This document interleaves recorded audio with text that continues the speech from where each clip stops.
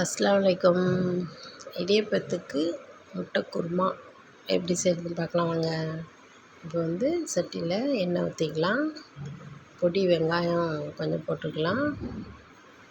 சின்ன வெங்காயம் கட் பண்ணி போட்டுக்கலாம்.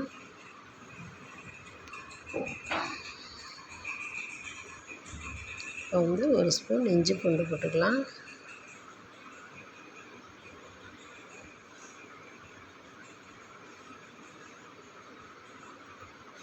இது நல்லா வதங்கட்டும்.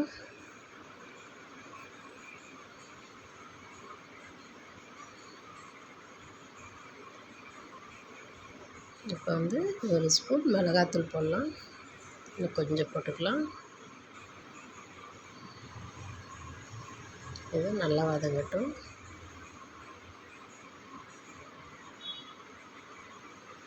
கால் ஸ்பூன் மஞ்சள்தூள் போட்டுக்கலாம்.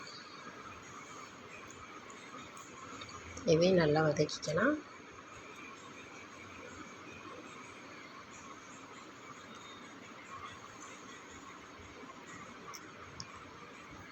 ரெண்டு தக்காளி கட் பண்ணி போட்டுக்கலாம். பச்சை மிளகாய் 3 போட்டுக்கலாம். இப்போ வந்து நான் தேங்காய் பால் தான் இதுக்கு ஊற்ற போகிறேன். முதல் பாலில் எடுத்து வச்சுட்டு 2வது பால் தான் இதுக்கு ஊற்றணும். முதல் பால் வந்து நம்ம லாஸ்ட்டில் ஊற்றிக்கலாம்.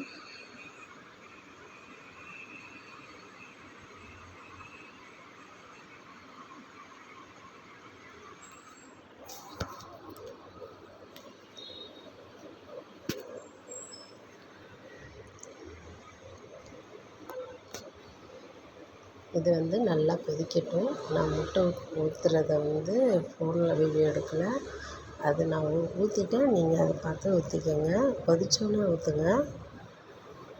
நான் 4 முட்டை எடுத்திருக்கேன். இந்த மாதிரி நல்லா வெந்திருக்கணும்.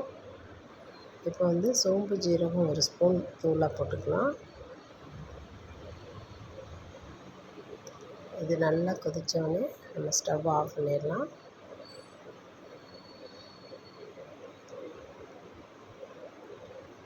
இப்போ வந்து அந்த முதல் தேங்காய் பாலை இதில் ஊற்றிடலாம். நீங்கள் அந்த தேங்காய் பால் ஊற்றிட்டு கொதிக்க வச்சிடாதீங்க. இதுதான் நல்லாயிருக்கும். இப்போது நம்ம இதை ஒரு பவுலில் மாற்றிக்கலாம்.